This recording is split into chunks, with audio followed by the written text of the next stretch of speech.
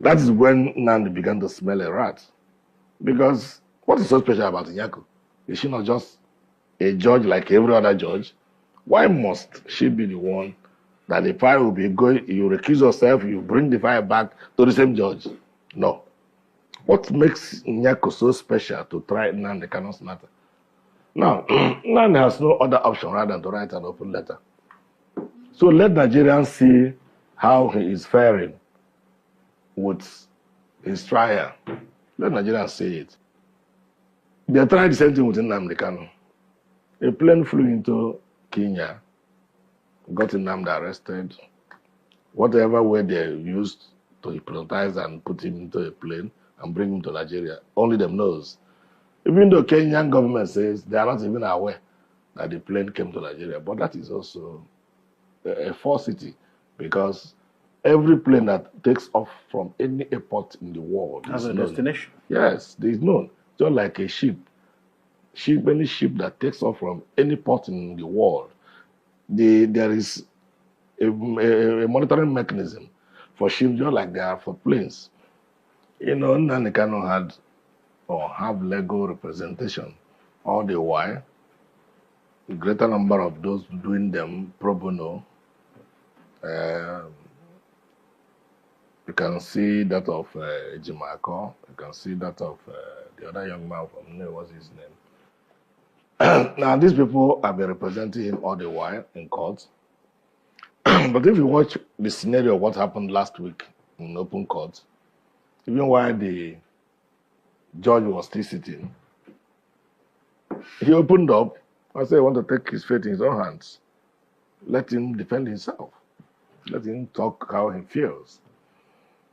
You see, when you have two different laws for two different sets of people in one country in brackets, you find out that this is the kind of thing you expect to be happening. Because we can recall that in this platform of BiAFRA TV, we have discussed the Attorney General's enter of Nole for the Mieti Allah suspect that was being tried for terrorism and reasonable felony. We have also seen the discharge of the case of Igboho in the Southwest. Now ask yourself, what is so special about Nnamdi Kanu's own? Nnamdi Kanu, when he said the husband and the son of Justice Nyako is being tried for corruption somewhere, and that they gave him a condition that she should jail him so that the son and the husband could be set free. Some people began to dig whether it is true or not, and I found out it is true. Now, that's by the way. The judge also recused herself following Nnamdi Kanu's protest last year. I think that was around between November or September, thereabouts. The judge said, okay, since you don't want me to try you, I will not try you. That is what you call recusing yourself. She recused herself. Now, the file was returned to the chief judge of the Federal High Court for reassignment to any other judge, or even to himself. Nothing stops him assigning to himself. After all, they are all judges. The difference is that this one is the eldest. Otherwise, they are primus. He's just a mere primus inter pares among judges. He cannot even overrule a fellow judge because all of them have the same power. But administratively, somebody should be at administrative level. The chief judge of the Federal High Court is at the administrative level. So when the case file was returned to him, the rumor mill says that many judges rejected the file. That's the rumor mill. It wasn't in the judge's own hands. He didn't write it down, because if he had written that, we could have known a judge that would be assigned a case and say he will reject it. Now, even if all the judges reject it, why not take it on yourself? Since Nyako has recused herself, now you sent it back to Nyako. That is when Nnamdi began to smell a rat. Because what is so special about Nyako? Is she not just a judge like every other judge? Why must she be the one that the file will be going, you recuse yourself, you bring the file back to the same judge? No. What makes Nyako so special to try Nnamdi Kanu's matter? Now, Nnamdi has no other option rather than to write an open letter. So let Nigerians see how he is faring with his trial. Let Nigerians see it. Now, as a lawyer, at least any lawyer that is above 20 years post-court is no more a young lawyer. Because some people call a young barrister. I'm not a young barrister. So I think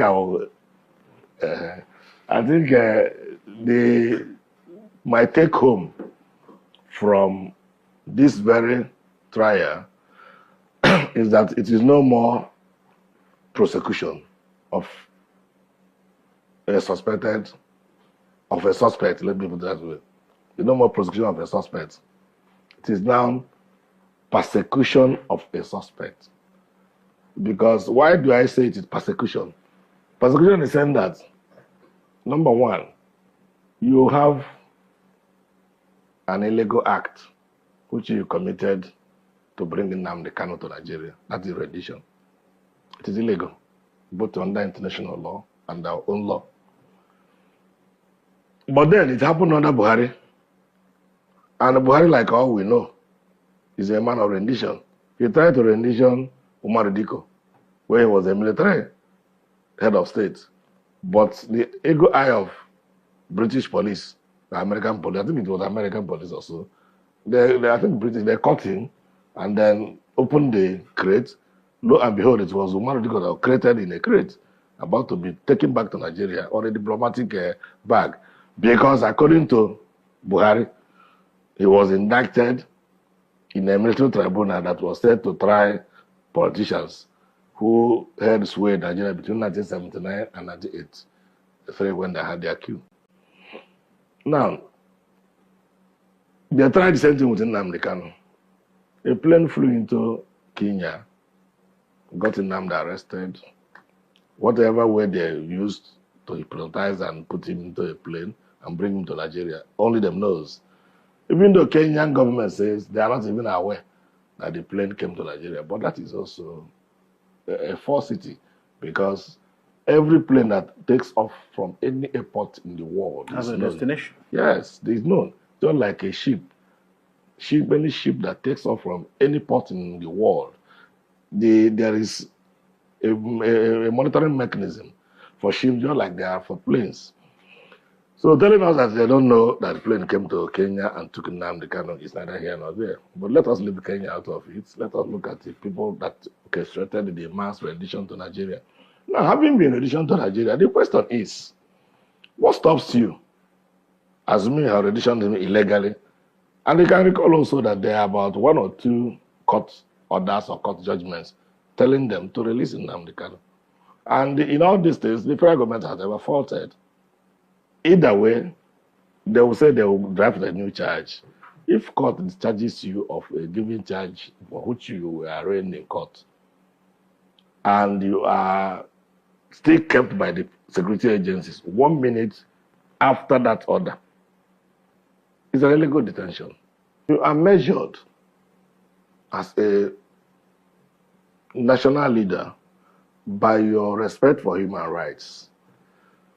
If Tinubu is a president, if I am to advise him, but at the very first onset of his administration, if I were to be his legal advisor, what I could advise him is to order the release of all those people being tried on self-determination charges. Because ordinarily, under both international law and national laws of the states, it's not a crime. If somebody says, I want to live where I belong, even Nigerian constitution gives freedom of association. So if you say, I don't want to associate with Nigeria again, is it not part of freedom of association? Remember, the Supreme Court has interpreted dissemination of information, knowledge, and whatever in the constitution to mean that you are free to set up even private universities. Because that's when universities were being set up here and there. Federal government started to clamp down on some of the private universities. They went to court.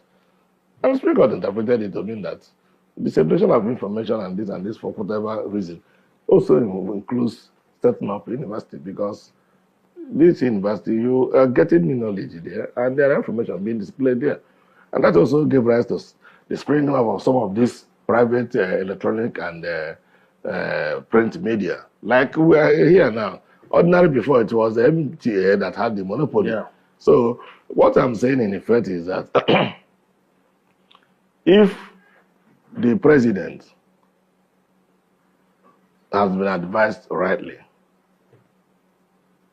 I think what he could have done in the first instance, when he was releasing Igboho and the other Mietiala young man, he could have also said, Nnamdi, go home and sin no more.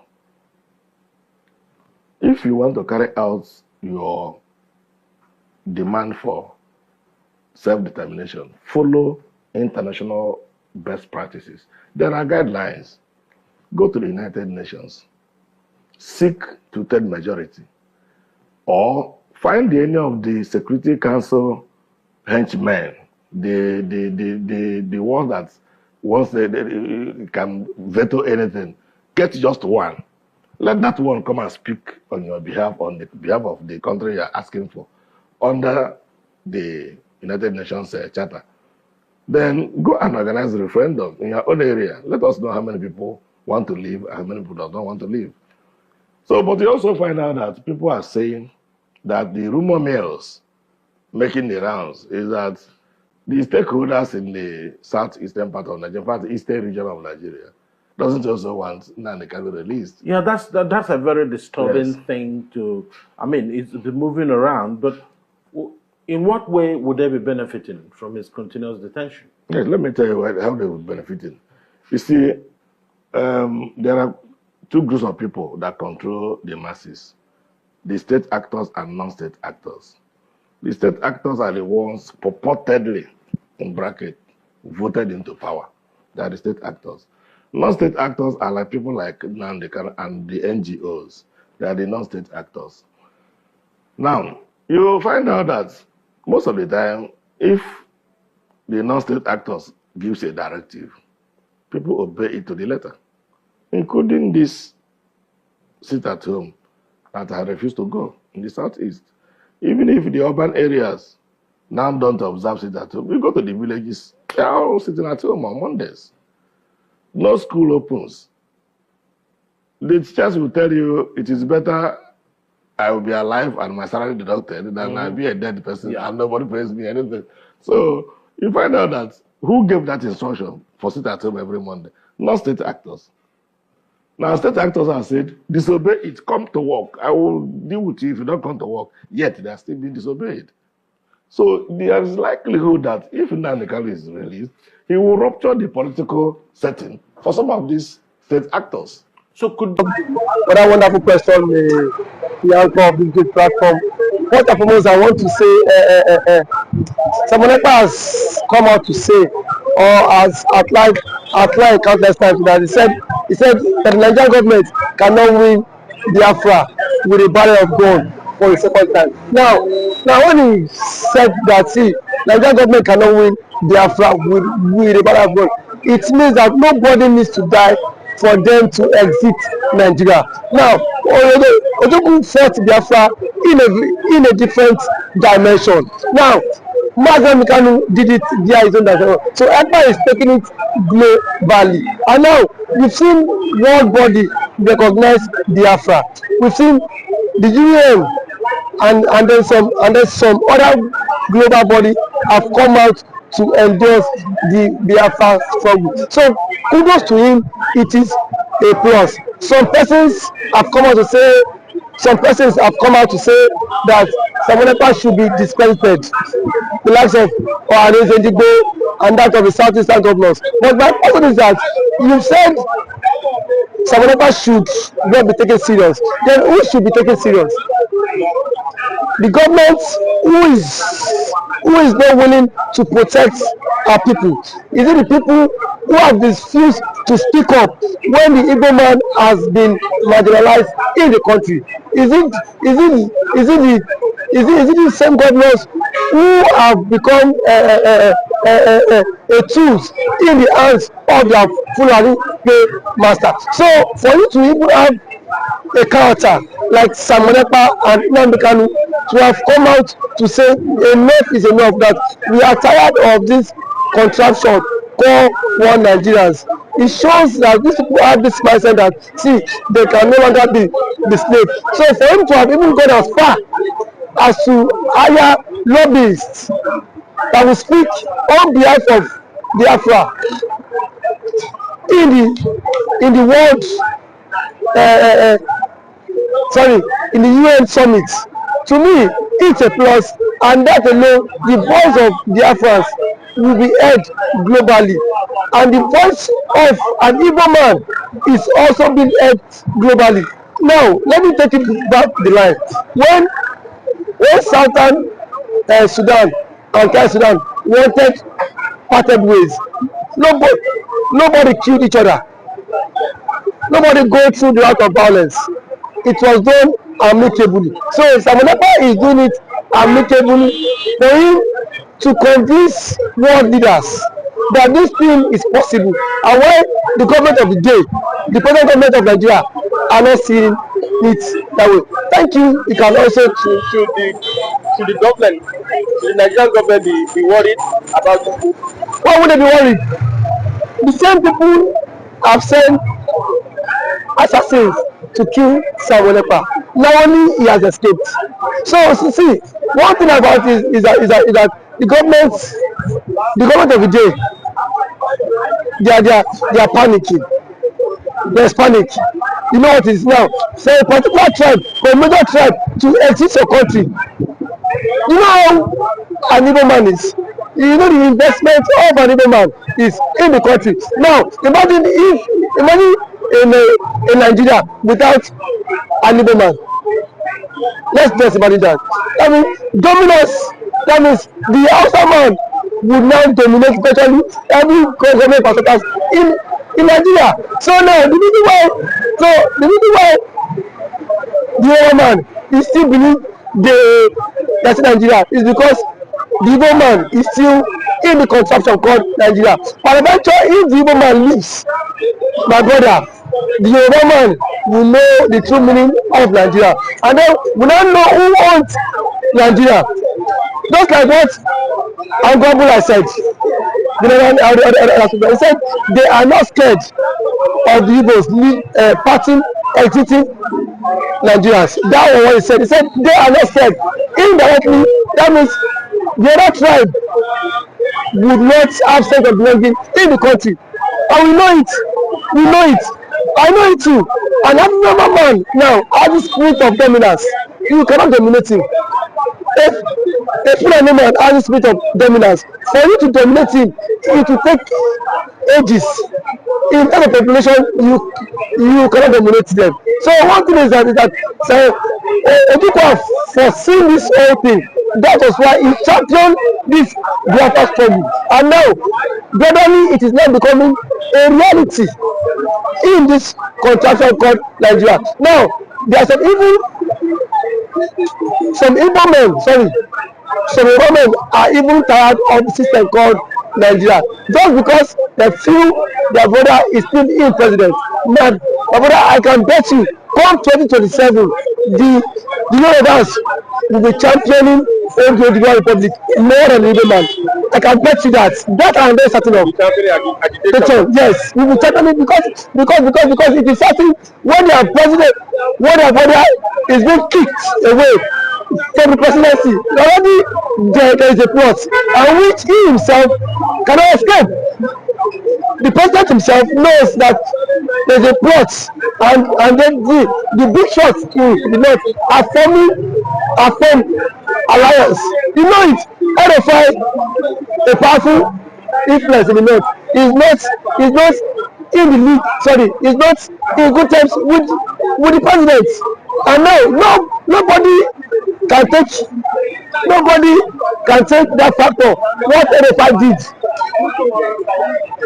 Or see that made Tinubu emerge as the president via his own influence. And then we have also the likes of Angulai, which is the chairman of the Northern Order Forum, he said post that election that the other side have supported Tinubu, but come 2027, Tinubu will not get their support.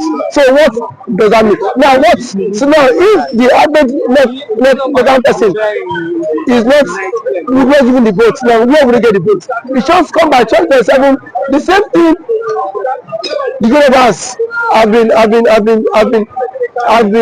have tagged the votes for. Now they will be the master mind of it, because I can bet you by 2027 Yoruba will stop, and that's the slogan that will continue to trend, is that we are tired of the country, we want to follow the suit of the government and exit the country, and then the government now will not take them thank them for being unserious, because now that the government is challenging for the exit, we are saying the government is not serious. There are claims that the government is not serious, but I can bet you when the system will not catch up with you, then you will know why the government has been championing to exit. Thank you for always coming.